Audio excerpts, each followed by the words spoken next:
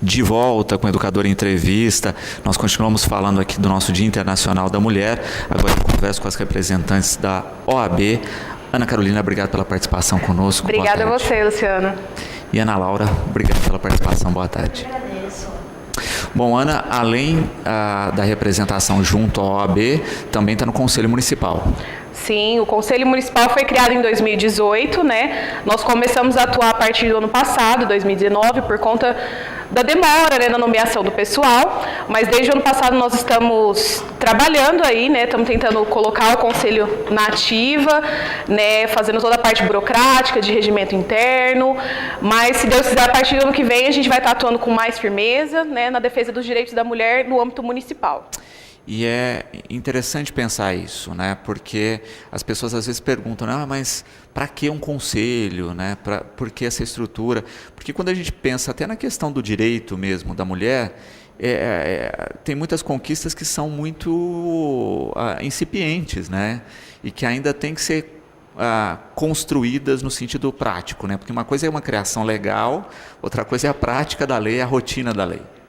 Exatamente, né? Tanto é que no Conselho nós temos diversos membros da sociedade, né? Então, assim, tem a representante da OAB, no caso que sou eu, que cuida da parte legal, mas também a gente tem a procuradora do município, a doutora Priscila, tem o pessoal da Guarda Civil Municipal, tem o pessoal representando a área da saúde. Então, assim, a atuação do Conselho vai ser em todos os âmbitos, defendendo de todos os direitos da mulher, né? Então, seja na parte política, na parte da saúde, né? No caso da justiça, dos direitos da mulher, né?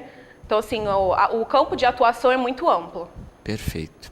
E a comissão é a Comissão da Mulher Advogada, né, dentro da OAB. Vamos entender um pouquinho assim, qual a atuação dessa comissão? A Comissão da Mulher Advogada, ela atua trazendo palestras que são abertas ao público e, por exemplo, em prol do Dia Internacional da Mulher, que vai ser agora no dia 8 de março, vai acontecer uma roda de conversa lá na Casa do Advogado, que vai ser aberta ao público, né, às mulheres. E a gente vai estar esclarecendo as questões dos direitos das mulheres. E vai ser uma coisa de conversa mesmo, de bate-papo. Perfeito. Quando se pensa aí, né, nessa construção, né, e eu tenho acompanhado o trabalho de algumas das comissões, nas palestras, nas ações diretas aí, o quanto ainda falta, eu acho que de uma maneira geral para a nossa sociedade, a informação, né? Muitas vezes a pessoa não procura os seus direitos em função da ausência de informação, né? Então isso também é um papel muito interessante. Sim, né? A intenção desses eventos que a gente faz é justamente conscientizar, né? Porque a gente se une, todos os advogados, mas assim, a nossa intenção é conscientizar a população, né? Então, discutir direitos, né? Demonstrar quais são os direitos, porque tem muitos direitos das mulheres mesmos que muitas não sabem, muitas não têm conhecimento, né? Então, assim, o nosso papel é justamente esse, levar para a população os direitos que eles têm, que eles possuem, para eles tentarem, para as mulheres, no caso, tentarem pelo menos correr atrás, né, para saber até onde elas podem chegar, qual a forma delas agirem na busca dos direitos dela. Mariana, com uma questão interessante, né? Muitas vezes a gente vê a discussão pró e contra feminismo na internet, né? E muitas vezes as pessoas esquecem de que essa discussão só existe porque o feminismo existe, né? E porque as conquistas do feminismo existem, né? Senão não haveria nem a possibilidade dessa discussão. Exatamente, né? A maioria das pessoas acredita que o feminismo seja o oposto do machismo, né? O que não é verdade, né? Na verdade, o feminismo é a luta pelos direitos das mulheres, né? De se equipararem aos homens. Então, na verdade, a gente está lutando em prol de uma sociedade em comum, pelos seres humanos, né? Pela nossa igualdade. E eu acho que a maioria dessas discussões são geradas pela falta de conhecimento, né? A falta de procurar interpretar, né? De entender que realmente a mulher até hoje nós sofremos uma diminuição, né? Nós somos submissas ao homem, né? Então a gente realmente vive numa sociedade machista, né? É muito complicado isso, a maioria das pessoas falam, mas não se colocam no nosso lugar. Perfeito. Né? E até do ponto de vista prático, aí, né, quando a gente começa a ver alguns documentos mais antigos, né, eu via esses dias na internet uma autorização de viagem, né, em que o marido fazia uma declaração que a mulher podia viajar sem a presença dele, né, numa viagem X, a autorização era tanto da ida quanto do retorno, né? Então olhe o quanto não existiam direitos, né? E não é nenhuma coisa tão antiga assim. E é importante ressaltar que hoje em dia a mulher ela ganha aproximadamente 30% a menos que o homem para exercer a mesma função. Isso quando ela tem a oportunidade de chegar em cargos de gerência. E ainda corroborando com o que o senhor disse quanto à autorização de passagem, esses dias eu vi um contrato referente à profissão de professora.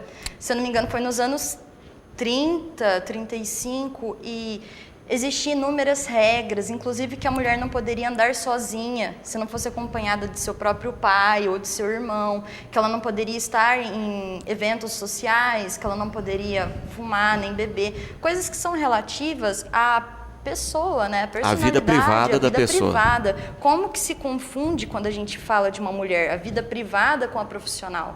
As pessoas misturam isso. Nós falávamos no último bloco, né? Eu deixei essa brecha do feminicídio. Também a gente vê muitas discussões a respeito de, olha, por que o termo, né? Eu não poderia usar pura e simplesmente homicídio, né? Qual a diferença, né? Quando a gente pensa juridicamente, vou passar para Ana Laura. Um dia eu estava vendo uma videoaula e o professor explicou exatamente dessa forma.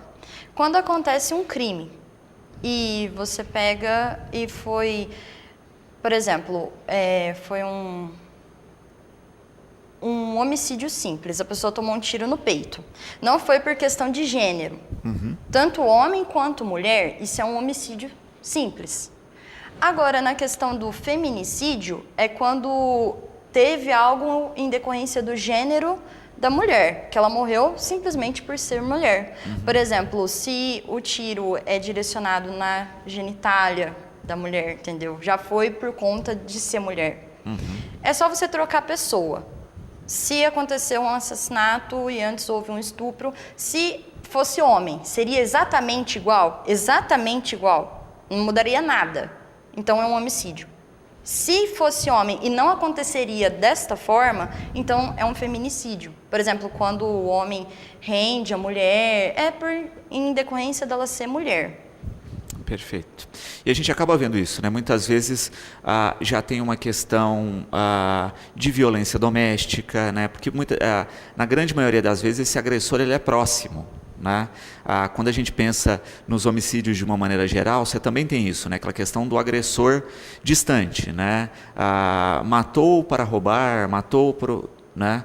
Então, você cai numa outra questão. Mas a gente tem, muitas vezes, no feminicídio, essa proximidade, né? Aquele sujeito que assediou a menina e não teve uma resposta, né? Enfim, né? Tem toda essa gama que envolve a questão do feminicídio.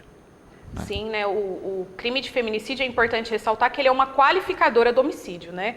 Então, assim, o homicídio ele já tem a pena própria, mas o feminicídio ele vem qualificando, né? Porque ele é realmente um crime direcionado à mulher. E na maioria das vezes os casos que a gente vê, não dá para mencionar uma porcentagem, mas acredito que 80% ou 90% sejam sempre de companheiros, né? O que a gente mais vê são crimes, por exemplo, de maridos que não aceitam um término, né? São sempre discussões relacionadas ao relacionamento, aos filhos, né? É sempre direcionado à mulher em relação dessa relação mesmo, né? Essa relação de marido e mulher. Né, a maioria dos crimes que a gente vê é sempre relacionado a isso. É sempre o homem não aceitando o não. É o homem não aceitando que a mulher se posicione, que não queira mais o relacionamento, que quer correr atrás dos direitos dos filhos com relação à pensão alimentícia, às visitas, né? Então é sempre isso que a gente tem. É o homem não aceitando o não da mulher. A mulher não pode ter direito sobre o próprio corpo, sobre os pensamentos, sobre as ideias que ela tem. Né? O homem não aceita que a mulher se posicione dessa forma. Perfeito. E também é interessante pensar o quanto essa construção ainda cultural desse entendimento, né, ainda leva um tempo, né, para as pessoas compreenderem todo o processo, né, e mais do que isso, né, entenderem que de fato são direitos, porque às vezes a gente vê o discurso equivocado até na boca das próprias mulheres, infelizmente, né? É o que a gente fala que é o machismo enraizado mesmo, né? A gente acha que o machismo vem só dos homens, mas na realidade não. O machismo ele faz parte da nossa sociedade. Muitas mulheres elas têm esse discurso, né? Não percebem que elas estão sendo machistas, mas não é por culpa delas, né? O que a sociedade, a estrutura da sociedade traz para todas nós, né? Então, assim, ao mesmo tempo que a gente acha que estamos evoluindo, né, que muita coisa está mudando, né? Então, assim, a gente vem aí de séculos mesmo, para dizer, né, Ana, que a gente vem atrás dos nossos direitos, então, o direito do voto, o direito de poder se divorciar, né? Hoje isso pra gente é um absurdo, mas há 50 anos atrás isso era o que tinha, a mulher não tinha direito de se divorciar, né? Não, a pessoa era obrigada a passar uma vida, né, de sofrimento Sim. mesmo, de abusos, justamente porque não havia escapatória. Exatamente. E os abusos a gente acha muitas vezes que eles são só físicos, mas na realidade não, né? Se a gente for pensar, tem abusos que vêm, por exemplo, como agressão verbal, agressão física, que é o principal, mas, por exemplo, tem abuso financeiro, do homem controlar a mulher financeiramente, né? A gente tá assim... Eu falo para Ana isso, que se a gente fizer um recorte semanal de tudo que acontece envolvendo mulheres, são muito graves as coisas. Por exemplo, teve o caso do BBB essa semana, que ficou muito em evidência, da violência psicológica que estava acontecendo dentro do programa. Né? Ficou muito explícito como que a mulher estava sendo vítima de uma agressão psicológica. Só que assim, a maioria das pessoas não entendem que aquilo é uma agressão, que aquilo é um crime. Né? Elas acham que a agressão seria só física, mas na realidade não. Né? A agressão psicológica ela é muito mais grave, as sequelas são muito maiores do que uma agressão física. Sem dúvida.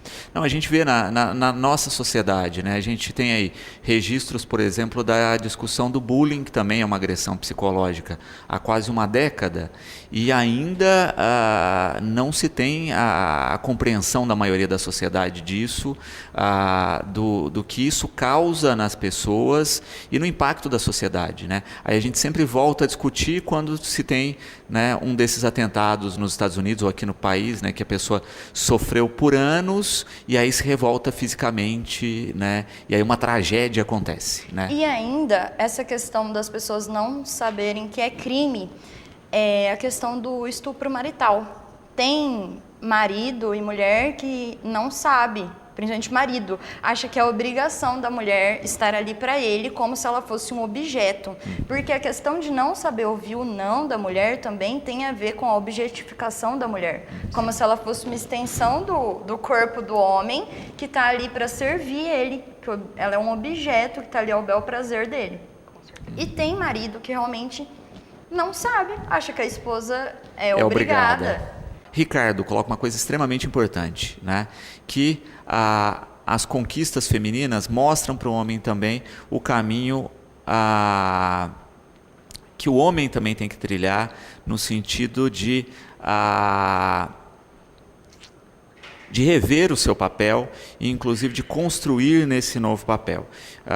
Ele coloca que tem uma rotina de divisão das tarefas domésticas, né? E que diz que só cresceu muito com isso.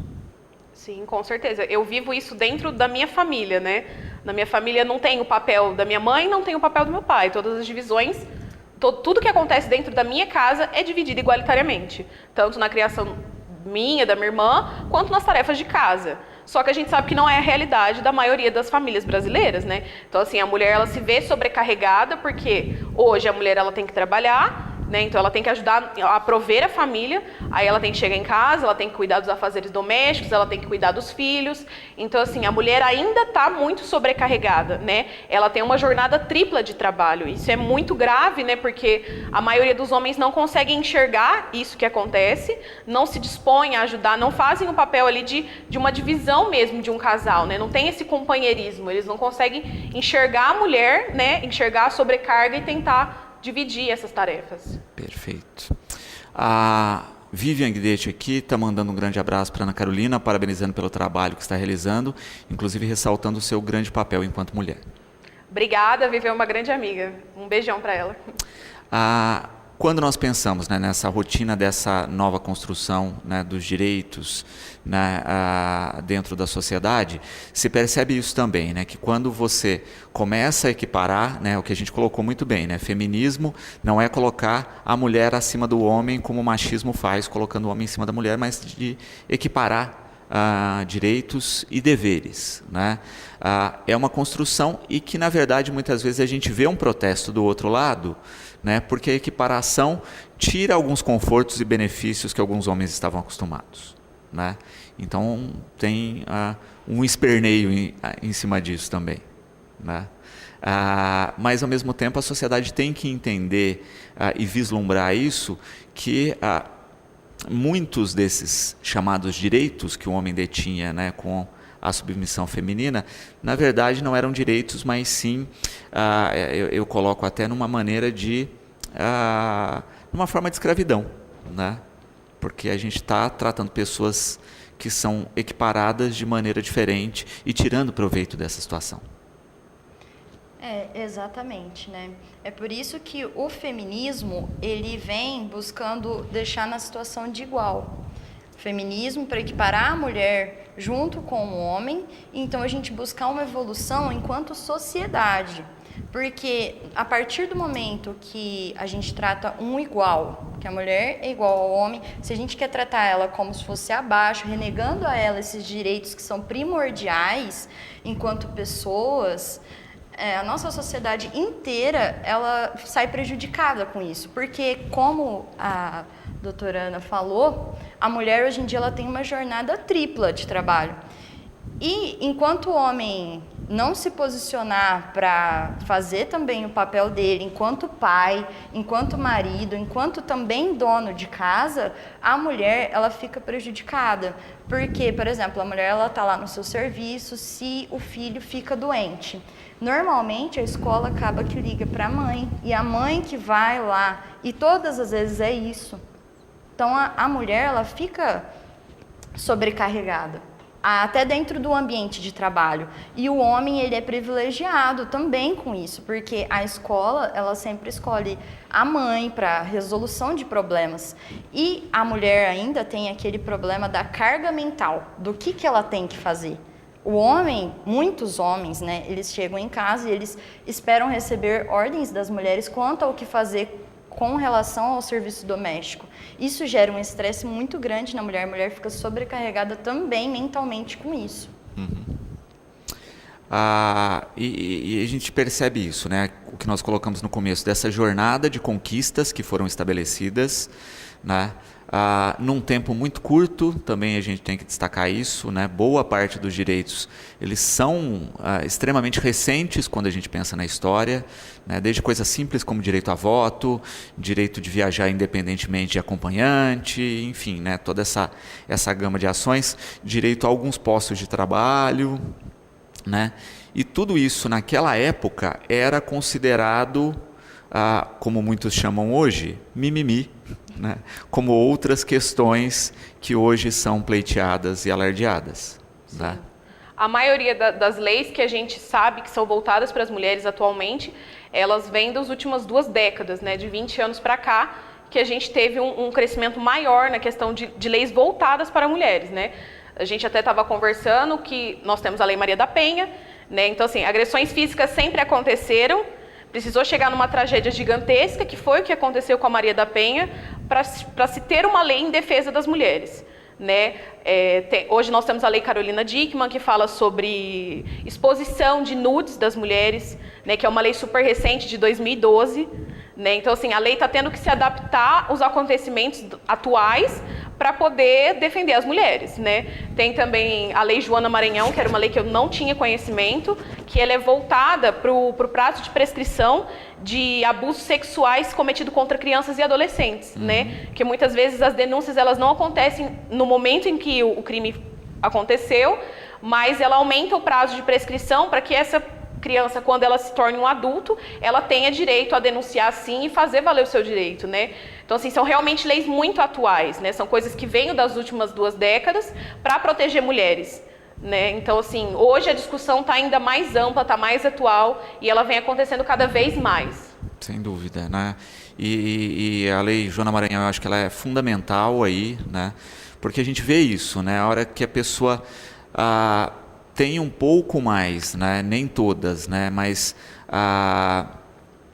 de estrutura mesmo para poder denunciar o fato, ele já havia prescrevido, né, já tinha prescrito aí, a gente acaba vendo a quantidade de abusos que não devem ter sido denunciados, né, o volume de abusos que passaram impunes, que passaram em branco, e eu acho que essa sensação de impunidade que muitas vezes a gente tem também advém dessas questões, né, de questões que as pessoas viveram na prática, que vivem na prática hoje e que infelizmente convivem com isso, né? Então acho que a gente tem que criar uma sociedade que isso não aconteça mais. Falando a respeito aí da comissão, né, as pessoas que quiserem conhecer um pouco mais do trabalho e também do conselho, podem entrar em contato diretamente com vocês, como proceder? Sim, a gente dispõe nossas redes sociais, né? Facebook, o Instagram está como Ana Carolina Prisantelli de Oliveira, a Ana Laura está como Ana Laura Sofientini. Então, assim, a gente dispõe nossas redes sociais para que as pessoas entrem em contato, se elas quiserem ter mais conhecimento dos eventos, né, do papel realmente da comissão e do Conselho Municipal. Eu, como presidente, também me coloco à disposição. Então, assim, podem ficar à vontade, podem tirar suas dúvidas, pedir orientações. Se você está em uma situação que você realmente precisa de ajuda, precisa de um conselho, a gente se disponibiliza para ter esse contato, para auxiliar as pessoas em situação de algum problema, né, principalmente as mulheres em relação, assim, questões de agressão, sendo vítimas mesmo da sociedade, a gente se coloca à disposição para estar auxiliando. E ainda a comissão, ela traz eventos, traz palestras, sempre buscando levar informação ao público.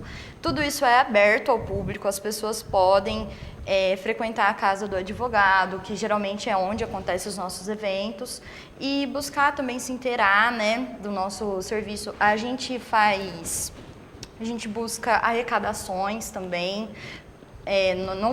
Na nossa última palestra, né, Ana, foi arrecadações que nós levamos ao presídio feminino. Então, a gente está sempre de portas abertas lá na Casa do Advogado para receber a população nos nossos eventos. Perfeito. Ana Laura, obrigado pela participação, pela partilha aqui com a gente do conhecimento. O programa está sempre de portas abertas para a comissão e esperamos que esses direitos se tornem rotina e que a gente vá discutir essas questões somente nos livros de história. Obrigado pela presença. Eu que agradeço. Ana Carolina, obrigado. Parabéns também pela participação no Conselho. Obrigada. E o programa está sempre de portas abertas aí também ao trabalho do Conselho. Com certeza. Muito obrigada a você, Luciano, pelo espaço que você nos cedeu para que a gente possa discutir questões inerentes às mulheres, né? Então, assim, isso é muito essencial. Como você disse, espero que continue só nos livros de história, né? Se Deus quiser. Bom, e o programa de hoje vai ficando por aqui. 18h30 temos Cidade na TV. Ficamos agora na companhia da TV Brasil e voltamos, como sempre, amanhã, logo após o Fique Sabendo, com mais um Educador Entrevista.